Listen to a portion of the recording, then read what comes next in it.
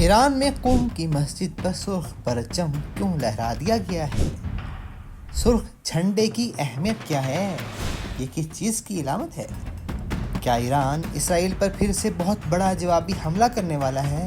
دیکھیے تفصیلی رپورٹ۔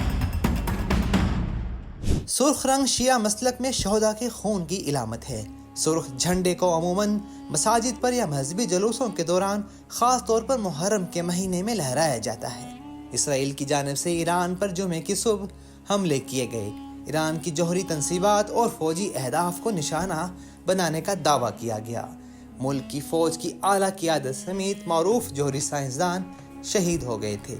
اسرائیل اور ایران کے درمیان حالیہ کشیدگی ایک ایسے وقت میں ہوئی ہے جب ایران اور امریکہ کے درمیان ایران کے جوہری پروگرام کے حوالے سے مذاکرات جاری تھے۔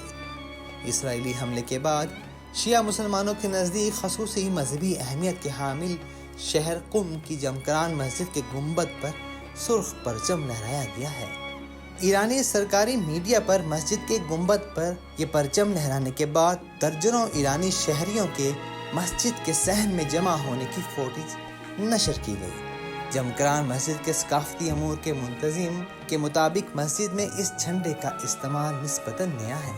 خبر رساں ادارے AFP کے ساتھ ایک انٹرویو میں یاسین حسین نے کہا تھا کہ اس پرچم کو محرم میں سوگ کے پہلے 10 دنوں کے دوران بلند کیا جاتا رہا ہے، جب شیعہ مسلمان پیغمبر اسلام صلی اللہ علیہ وسلم کے نواسے امام حسین ابن علی کے قتل کا سوگ مناتے ہیں۔ اس پرچم پر یا الاسرات الحسین کا جملہ درج ہے، جس کا مطلب ہے حسین کے خون کا بدلہ لینے کے لیے اٹھو۔ امام حسین کو شیعہ مسلمانوں کے لیے مقدس ترین شخصیات میں سے ایک سمجھا جاتا ہے۔ وہ شیعہ نظریے میں انصاف کے اصول کی علامت ہیں۔ 680 میں کربلا کی جنگ میں اموی خلیفہ یزید ابن معاویہ کی فوج نے انہیں شہید کر دیا تھا۔ جمکران مسجد کی بنیاد ایک داستان سے وابستہ ہے۔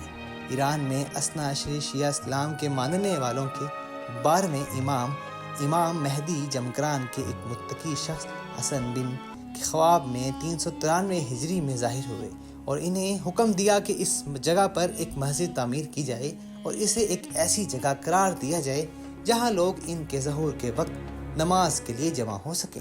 یہ مسجد قم کے ایک مضافاتی علاقے میں واقع ہے جو شیعہ مسلمانوں کے لیے ایک مقدس شہر اور ایران میں اسلامی فقہ کا مرکز ہے۔ 1989 میں آیت اللہ علی خامنہ ای کے سپریم لیڈر کا عہدہ سنبھالنے کے بعد مسجد کی سرکاری اہمیت میں اضافہ ہو گیا تھا۔